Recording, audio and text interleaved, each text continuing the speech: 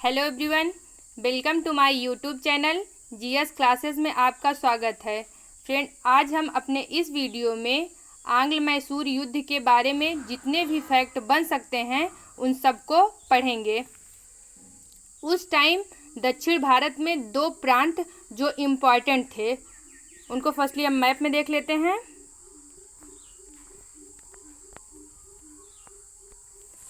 ये दो प्रांत थे, कौन? साउथ में एक तो बहमनी साम्राज्य था, क्या बहमनी साम्राज्य, वहीं दूसरा कौन था? विजयनगर साम्राज्य। बहमनी साम्राज्य और विजयनगर साम्राज्य। जो बहमनी साम्राज्य था वो मुस्लिम बाहुल्य क्षेत्र था, उसमें इस्लाम धर्म को माना जाता था। वहीं जो विजयनगर साम्राज्य था वो हिंदू धर्म का क्षेत्र था, वो हिंदू धर्म को एक्सेप्ट करते थे। तो ऐसे में जब दो अलग अलग विचारधारा के लोग एक साथ रहते हैं तो इन दोनों के बीच विवाद या फिर झड़प तड़प तो होना ही था। तो ऐसे में क्या है कि उस टाइम जो विजयनगर साम्राज्य था वह एक ही हिस्से में था, मतलब विजयनगर साम्राज्य का कोई डिवाइडेशन नहीं हुआ था। लेकिन वहीं जो बहमनी साम्राज्य है वो 5 पार्ट में डिवाइड था। कितने पार्ट में? 5 पार्टों में डिवाइड था। वो 5 पार्ट कौन थे? तो अहमदनगर, बीजापुर, तीसरा गोलकुंडा, चौथा बीदर और पांचवा बरार। मतलब ये जो बहमनी क्षेत्र था वो 5 पार्ट में डिवाइड था। अहमदनगर, गोलकुंडा, बीजापुर, बीदर और बरार में। इन पांचों में से 4 इकट्ठा हुए, मतलब इसमें बरार शामिल नहीं था। जो 5 थे वो यूनाइट हुए और क्या किए कि विजयनगर साम्राज्य पर आक्रमण कर दिए। तो विजयनगर और बहमनी साम्राज्य के बीच एक युद्ध देखने को मिलता है। इस युद्ध को किस नाम से जाना जाता है? तो इस युद्ध को तालीकोटा का युद्ध, किस नाम से जाना जाता है? तो तालीकोटा का युद्ध। इसको कहीं कहीं पे राक्षसी तांगड़ी युद्ध के नाम से भी जाना जाता है। तो मतलब बहमनी और विजयनगर साम्राज्य के बीच में युद्ध देखने को मिलता है, जिस युद्ध को तालीकोटा का युद्ध कहा जाता है। इस युद्ध में क्या होता है कि विजयनगर साम्राज्य बुरी तरह पराजित होता है। क्या? विजयनगर साम्राज्य बुरी तरह पराजित होता है तथा हारने के बाद विजयनगर साम्राज्य कई पार्ट में डिवाइड हो जाता है। जो इसके पहले क्या था, जो तालीकोटा का युद्ध जब लड़ा जाता है उससे पहले विजयनगर साम्राज्य यूनाइट था, उसमें कोई डिवाइडेशन नहीं देखने को मिलता है। लेकिन तालीकोटा के युद्ध में जब विजयनगर साम्राज्य हार जाता है तो इसके भी कई पार्ट हो जाते हैं। इसमें क्या होता है, लेटर स्टेज में जाके यहीं से यानी विजयनगर साम्राज्य से ही मैसूर प्रांत बनता है। क्या? मैसूर प्रांत कहाँ से बनता है? तो विजयनगर साम्राज्य से। जो आज वाला मैसूर प्रांत नहीं है, हम इसको दूसरे मैप में देख लेते हैं कि उस टाइम दक्षिण भारत का मैप कैसा था। उस टाइम दक्षिण भारत का मैप कैसा था, जिससे हमारा एक कॉन्सेप्ट क्लियर हो जाएगा। तो इसमें क्या है कि जो आज का गोवा है, जो प्रेजेंट टाइम का गोवा है, वो उस टाइम भी गोवा था, मतलब एज इट इज़ वो यही मैप जो आज है गोवा जिस प्लेस पर, उसी प्लेस पे वो उस टाइम भी गोवा सिचुएटेड था। इसके जो ऊपर का पार्ट है, जो भी नॉर्थ साइड है, उसमें क्या था, इसमें पेशवाओं का शासन था। किसका? पेशवाओं का शासन था। किसमें? नॉर्थ साइड में, मतलब प्रेजेंट टाइम के महाराष्ट्र के क्षेत्र में जो है पेशवाओं का शासन था। पेशवा का शासन क्या है? मतलब मराठों का शासन था। जो मराठा थे वो उस जो लेटर स्टेज में आते आते उसमें पेशवा का पोस्ट इतना इम्पॉर्टेंट हो जाता है कि राजा से भी अधिक पेशवाओं की वैल्यू बढ़ जाती है। और उस टाइम पेशवा जो थे वो बहुत ही मतलब कह सकते हैं उस टाइम मजबूत हुआ करते थे। इसके जो नीचे का क्षेत्र है, मतलब साउथ का, गोवा के साउथ वाला जो क्षेत्र है वो पूरा मैसूर प्रांत कहा जाता था। कितना? ये पूरा मैसूर प्रांत कहा जाता था। अब प्रेजेंट टाइम में क्या है कि मैसूर जो है कर्नाटक का एक डिस्ट्रिक्ट है। क्या? एक डिस्ट्रिक्ट है। इसके बाद उसके जो नीचे का क्षेत्र है यानी मैसूर के जो साउथ वाला पार्ट था उसको किस नाम से जाना जाता था? तो उसे त्रावणकोर नाम से जाना जाता है। त्रावणकोर जो प्रेजेंट टाइम में केरला में स्थित है। त्रावणकोर प्रेजेंट टाइम में केरला का एक जिला है। अब इसके बाद जो पेशवा का इलाका है, पेशवाओं या फिर मराठों का इलाका है, उससे सटा हुआ एक क्षेत्र था। क्या? उससे सटा हुआ एक क्षेत्र था। ये कौन था? इसको किस नाम से जाना जाता है?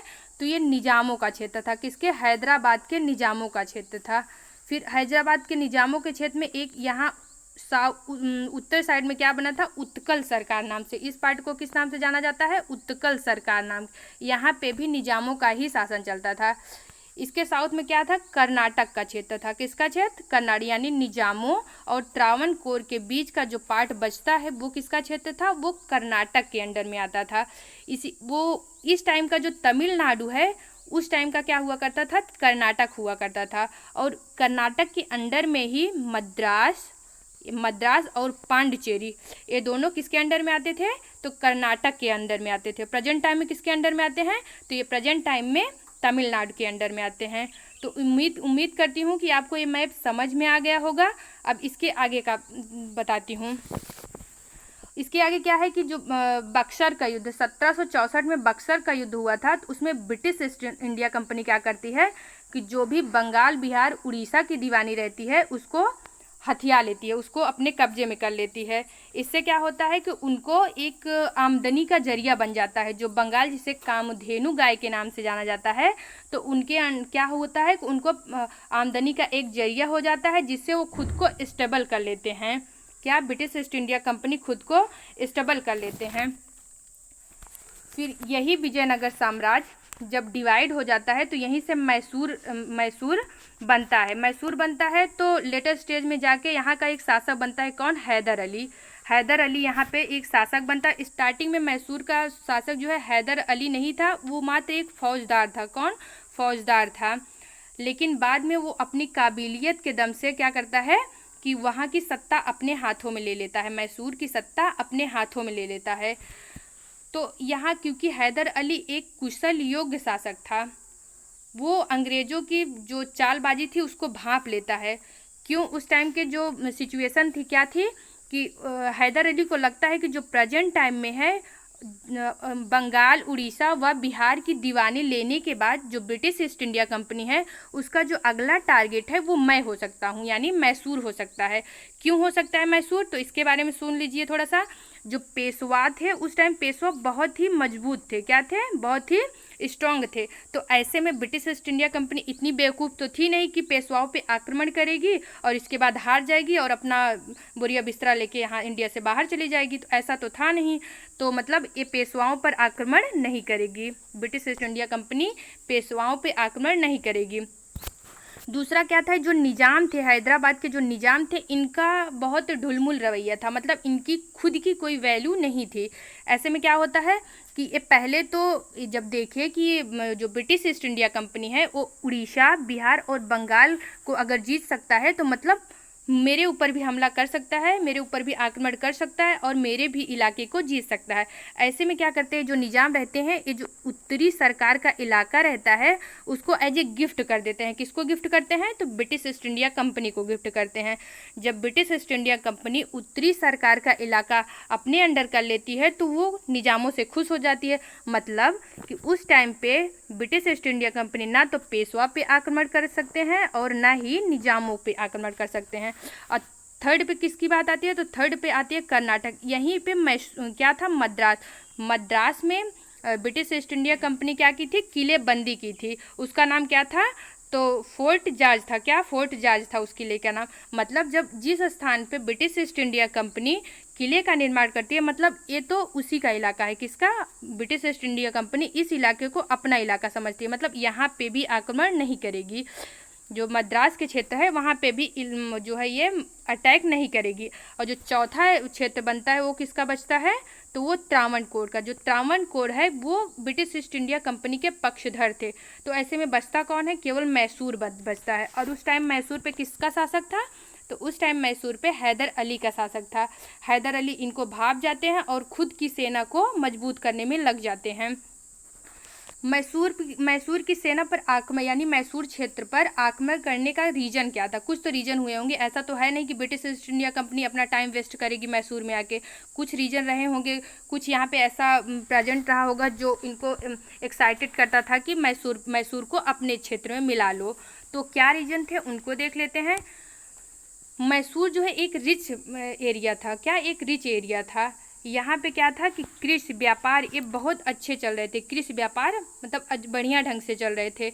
यहाँ पे अपना खुद का बंदरगाह था, मतलब मैसूर का अपना खुद का बंदरगाह था, जो माहे बंदर मतलब उस टाइम पे माहे बंदरगाह पर फ्रांसीसियों का कब्जा था। यहाँ पे क्या था, माहे बंदरगाह पे उस टाइम फ्रांसीसियों का कब्जा था। लेकिन क्योंकि फ्रांसीसी मैसूर के एज ए फ्रेंड रहते थे, तो उसका जो यूज था वो कौन करते थे, मैसूर शासकों के द्वारा किया जाता है। और तीसरा क्या है कि यहाँ पे जो आज भी पाया जाता है, ये तो कर्नाटक का इलाका है ना, तो उस टाइम मैसूर में जो है चंदन की लकड़ी बहुतायत में पाई जाती है। चंदन की लकड़ी, जो चंदन की लकड़ी है वो बहुतायत में पाई जाती है, जो व्यापार की दृष्टि से बहुत इम्पॉर्टेंट थी। व्यापार यानी आयात का एक साधन क्या था उस टाइम, चंदन की लकड़ी भी थी। और अगला क्वेश्चन यहाँ पे अगला रीजन क्या हो सकता है कि यहाँ पर रेशम का व्यापार अच्छे ढंग से होता था। रेशम का व्यापार, ये सब इतने रीजन हैं जो ब्रिटिश ईस्ट इंडिया कंपनी को मैसूर में आक्रमण करने के लिए एक्साइटेड करते हैं। तो अब देखेंगे कि किन परिस्थितियों में 4 आंग्ल मैसूर युद्ध होते हैं तथा उनका परिणाम क्या होता है। तो चलिए स्टार्ट करते हैं आज के हमारे फर्स्ट क्वेश्चन के साथ। हमारा फर्स्ट क्वेश्चन है,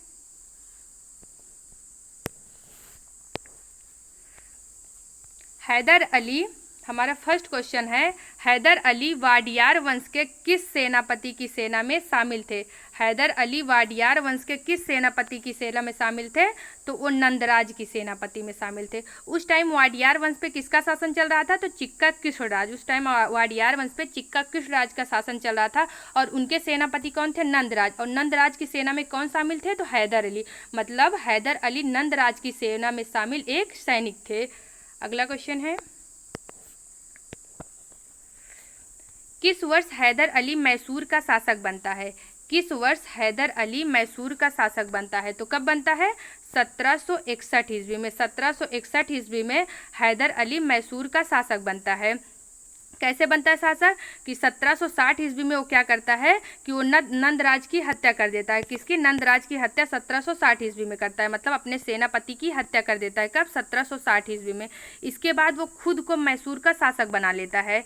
1760 ईस्वी में अपने सेनापति नंदराज की हत्या करके 1761 ईस्वी में खुद को मैसूर का शासक बना लेता है। हम चलते हैं आज के नेक्स्ट क्वेश्चन पे। हैदर अली द्वारा 1755 ईस्वी में डिंडीगुल में एक शस्त्रागार का निर्माण किया जाता है। यह किस देश की सहायता से किया जाता है, यह किस देश की सहायता से करता है, तो फ्रांस की सहायता से। फ्रांस की सहायता से हैदर अली डिंडीगुल में एक शस्त्रागार का निर्माण करता है। क्यों, खुद को मजबूत बनाने के लिए, खुद को मजबूत करने के लिए, खुद के एरिया को मजबूत करने के लिए वो एक शस्त्रागार का निर्माण करता है। किसकी हेल्प से, तो फ्रांस की हेल्प से। फ्रेंड, आपने देखा होगा कि जो मैसूर है उसका हमेशा से फ्रांस का जो है हेल्प मिलता रहा है हमेशा से, क्योंकि मैसूर है और फ्रांस दोनों की दुश्मनी किसके साथ थी, तो ब्रिटिश ईस्ट इंडिया कंपनी के साथ थी। किसके साथ, ब्रिटिश ईस्ट इंडिया कंपनी के साथ। ऐसे में जो दुश्मन का दुश्मन था दोनों दोस्त हो जाते हैं, और फ्रांस जो है मैसूर की सहायता जिस हद तक हो सकता है उस हद तक करता है। हम चलते हैं आज के अगले क्वेश्चन पे।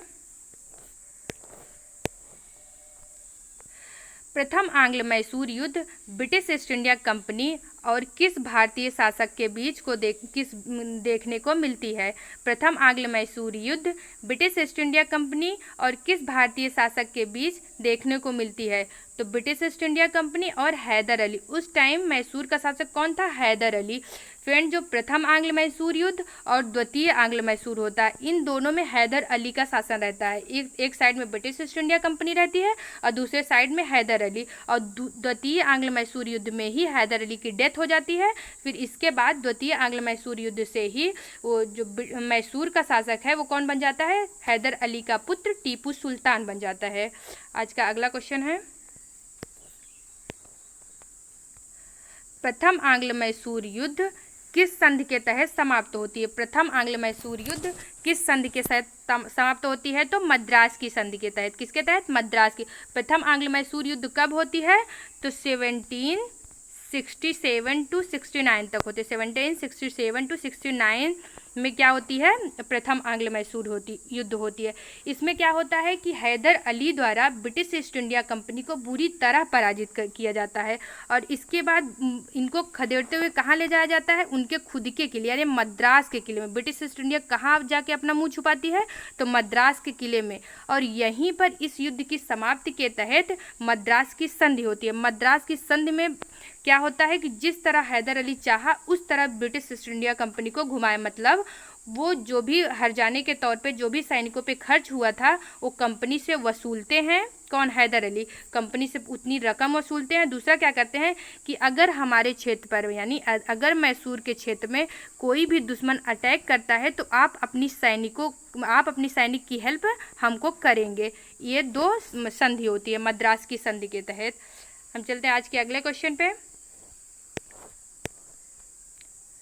द्वितीय आंग्ल मैसूर युद्ध का समय कब से कब तक रहता है? द्वितीय आंग्ल मैसूर युद्ध का समय कब से कब तक रहता है? तो 1780 से 1784 तक रहता है। 1780 से 1784 ईस्वी तक, क्योंकि यह युद्ध बहुत लंबा चलता है। तो इसमें एक तो मैसूर और दूसरा क्या बोलते हैं, British east India company, Mysore और ब्रिटिश ईस्ट इंडिया कंपनी दोनों परेशान हो जाते हैं क्योंकि ये बहुत ही लंबा चलता है। तो फाइनली क्या होता है, इसमें मंगलौर की संधि हो जाती है जिसके तहत द्वितीय आंग्ल मैसूर युद्ध समाप्त हो जाता है। हम चलते हैं आज के नेक्स्ट क्वेश्चन पे। किस युद्ध के दौरान हैदर अली की मृत्यु हुई? किस युद्ध के दौरान हैदर अली की मृत्यु हुई? तो किस युद्ध के? द्वितीय आंग्ल मैसूर युद्ध। इसका टाइम पीरियड कब से कब तक?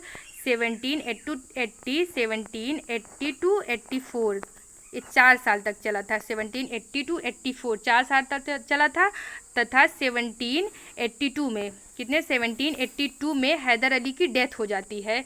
कहा जाता है कि जब हैदर अली की डेथ होती है तो उनके सैनिकों द्वारा, क्योंकि उनके सैनिक इतने वफादार थे कि वो कंपनी तक ये बात कई दिनों तक पहुंच ही नहीं पाती है कि हैदर अली की डेथ हो गई है, और वहीं से उनका पुत्र टीपू सुल्तान तुरंत मैसूर की बागडोर संभाल लेता है। हम चलते हैं आज के नेक्स्ट क्वेश्चन पे। द्वितीय आंग्ल मैसूर युद्ध किस संधि के तहत समाप्त होता है? द्वितीय आंग्ल मैसूर युद्ध किस संधि के तहत समाप्त होता है? तो किस संधि के तहत? मंगलौर की संधि के तहत समाप्त होता है। टाइम पीरियड कितना है? 1780 to 84 है, और मंगलौर की संधि के तहत समाप्त होता है। हम चलते हैं आज के नेक्स्ट क्वेश्चन पे।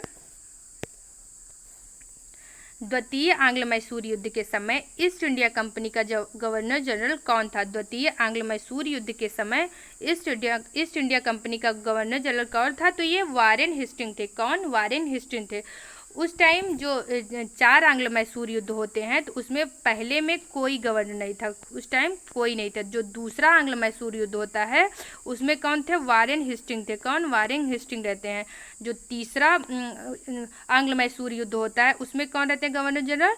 तो उसमें कार्नवालिस का शासन रहता है। किसका? कार्नवालिस का शासन रहता है। और जो 4th नंबर का जो आंग्ल मैसूर युद्ध होता है उसमें बेलीजली का शासनकाल रहता है। किसका? बेलीजली का शासनकाल रहता है। हम इसको याद कर लीजिएगा। जो 4 आंग्ल मैसूर युद्ध होते हैं, प्रथम में किसी भी ब्रिटिश गवर्नर का शासन नहीं रहता है, और दूसरे में या कहें क्लाइव का शासन रहता है। उस टाइम वो गवर्नर का पोस्ट नहीं था। और दूसरे आंग्ल मैसूर युद्ध में वारेन हेस्टिंग का शासनकाल रहता है। वहीं तीसरे आंग्ल मैसूर युद्ध में कार्नवालिस का शासन रहता है, जबकि 4th आंग्ल मैसूर युद्ध में बेलीजली का शासन रहता है। हम चलते हैं आज के नेक्स्ट क्वेश्चन पे। टीपू सुल्तान ने अपनी राजधानी कहाँ बनाई? टीपू सुल्तान ने अपनी राजधानी कहाँ बनाई? तो श्रीरंगपट्टनम में बनाई। श्रीरंगपट्टनम में टीपू सुल्तान ने अपनी राजधानी बनाई। इसका शासन कब से कब तक रहता है? तो 1782 में। 1782 में जब इसके पिता की डेथ हो जाती है तो उसके बाद ये शासक बनता है, और 1799 तक, जब तक इसकी खुद की डेथ नहीं हो जाती तब तक ये शासक रहता है। अब चलते हैं आज के अगले क्वेश्चन पे। किस भारतीय शासक के द्वारा श्रीरंगपट्टनम में स्वतंत्रता के वृक्ष लगवाए जाते हैं? ये क्वेश्चन बहुत बार देखने को मिले हैं कि किस भारतीय शासक के द्वारा श्रीरंगपट्टनम में स्वतंत्रता के वृक्ष लगाए जाते हैं। तो किस शासक के द्वारा? तो मैसूर शासक टीपू सुल्तान के द्वारा। मैसूर शासक टीपू सुल्तान के द्वारा श्रीरंगपट्टनम में स्वतंत्रता के वृक्ष लगवाए जाते हैं। हमारा अगला क्वेश्चन है, वह भारतीय शासक जिसने विदेशों में आधुनिक पद्धति से दूतावास स्थापित किए। वह भारतीय शासक जिसने विदेशों में आधुनिक पद्धति से दूतावास स्थापित किए तो कौन थे?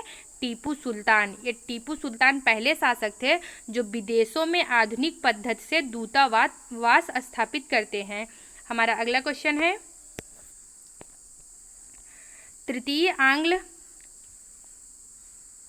इसको सही कर लीजिएगा। तृतीय आंग्ल मैसूर युद्ध, ठीक है, तृतीय आंग्ल मैसूर युद्ध किसके बीच होता है? तृतीय आंग्ल मैसूर युद्ध किसके बीच होता है? तो एक तरफ टीपू सुल्तान, मैसूर शासक टीपू सुल्तान रहता है, वहीं दूसरी ओर ब्रिटिश ईस्ट इंडिया कंपनी रहती है। इसके बीच तृतीय आंग्ल मैसूर युद्ध होता है। चलते हैं आज के नेक्स्ट क्वेश्चन पे। तृतीय आंग्ल मैसूर युद्ध के समय भारत में किस ब्रिटिश गवर्नर का शासन था?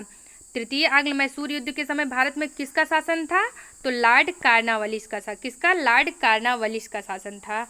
हमारा नेक्स्ट क्वेश्चन है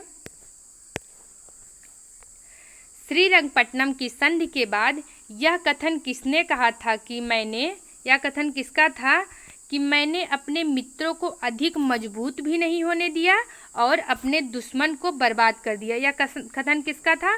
तो यह कथन लॉर्ड कार्नवालिस का था, क्योंकि उस टाइम जो गवर्नर जनरल थे वो कौन थे? लॉर्ड कार्नवालिस थे। उसने क्या कहा था कि श्रीरंगपट्टनम की संधि के बाद कि मैंने अपने मित्रों को अधिक मजबूत भी नहीं होने दिया और अपने दुश्मन को बर्बाद कर दिया। ऐसा क्यों कहते हैं? क्योंकि श्रीरंगपट्टनम की संधि के तहत जो क्षेत्र होता है उस जो मतलब कुछ मैसूर का कुछ क्षेत्र ले लेते हैं, उसको क्या करते हैं? 2 पार्ट में डिवाइड कर देते हैं। कुछ पार्ट किसको दे देते हैं? निजामों को दे देते हैं, यानी कुछ पार्ट पेशवाओं को दे देते हैं और कुछ पार्ट निजामों को दे देते हैं। क्यों दे देते हैं? क्योंकि तृतीय आंग्ल मैसूर युद्ध में ब्रिटिश ईस्ट इंडिया कंपनी की तरफ से पेशवा और निजाम उनकी सहायता कर रहे थे। किसकी सहायता कर रहे थे? अंग्रेजों की सहायता कर रहे थे। जहां हमने देखा कि जो द्वितीय आंग्ल मैसूर युद्ध है उसमें हैदर अली की सहायता किसके द्वारा की जाती है? पेशवा और निजामों के द्वारा की जाती है। वहीं तृतीय आंग्ल मैसूर युद्ध में पेशवा और निजाम क्या होते हैं? वो ब्रिटिश ईस्ट इंडिया कंपनी की तरफ पलट जाते हैं। ऐसा क्यों होता है? क्योंकि कहा जाता है कि टीपू सुल्तान एक धर्मांध शासक था। कैसा? एक धर्मांध शासक था।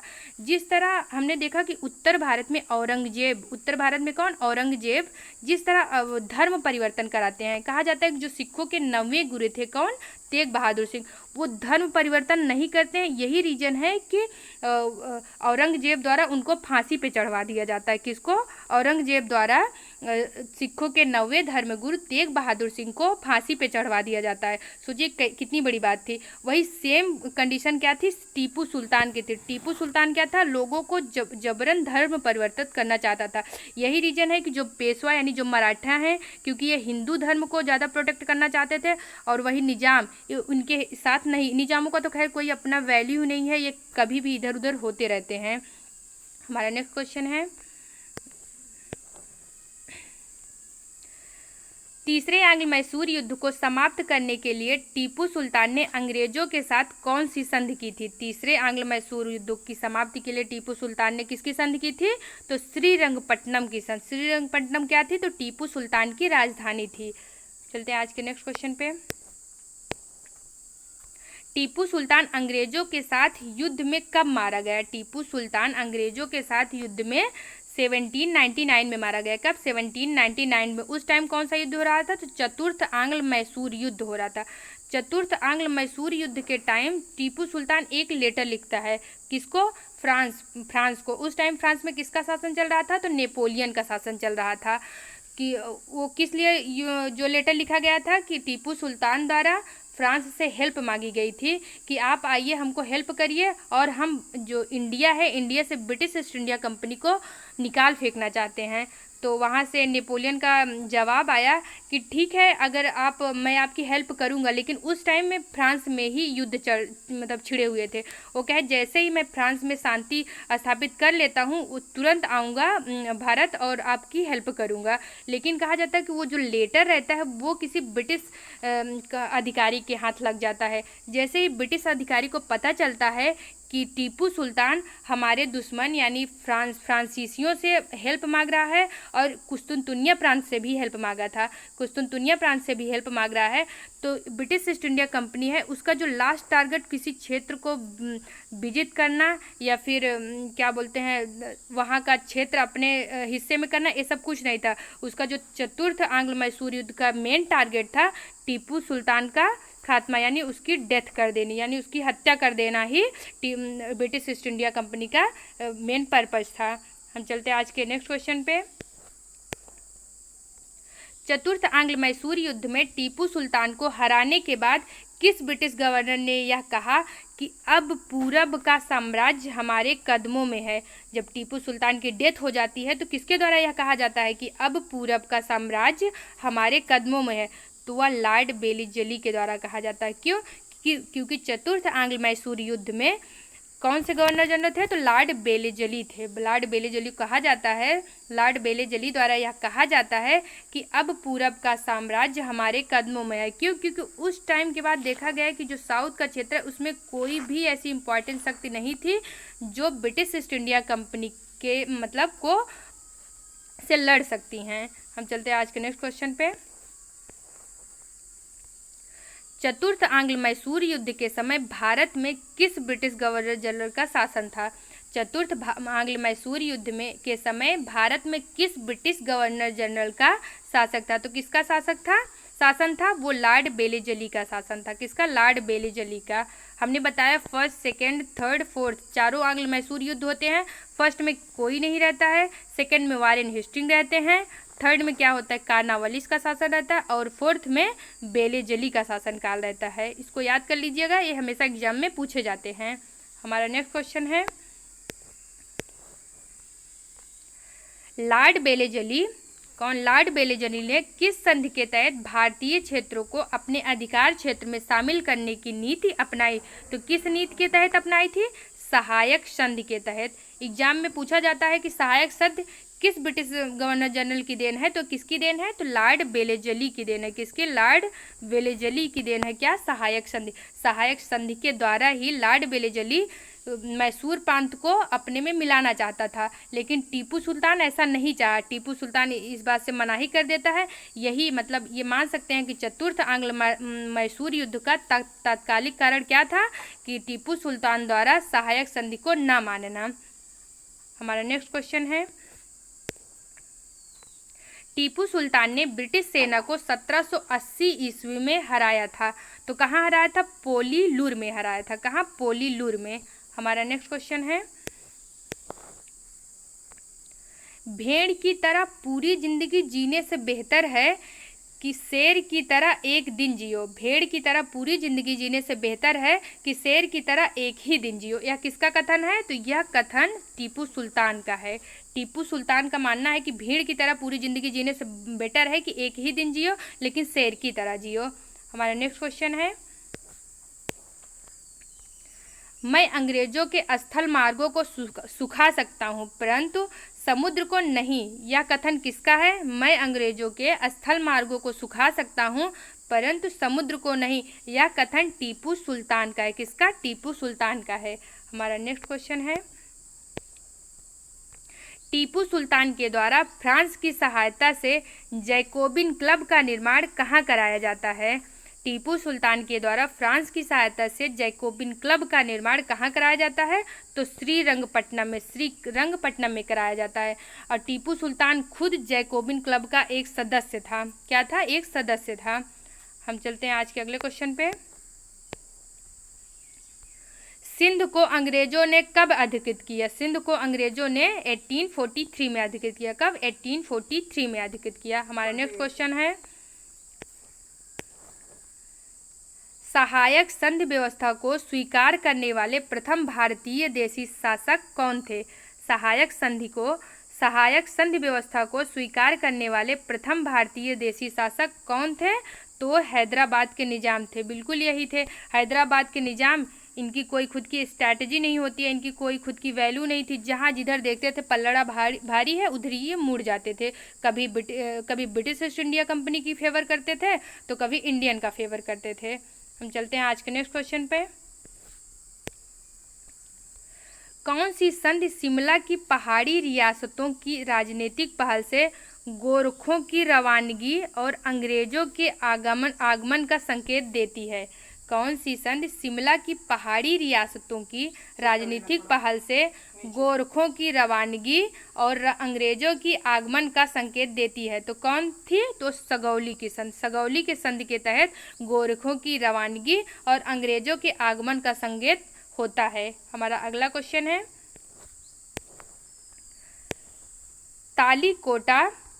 तालीकोटा यानी इसको राक्षसी तांगड़ी का युद्ध भी कहा जाता है। कहीं कहीं तालीकोटा का युद्ध मिलेगा, कहीं कहीं राक्षसी तांगड़ी का युद्ध।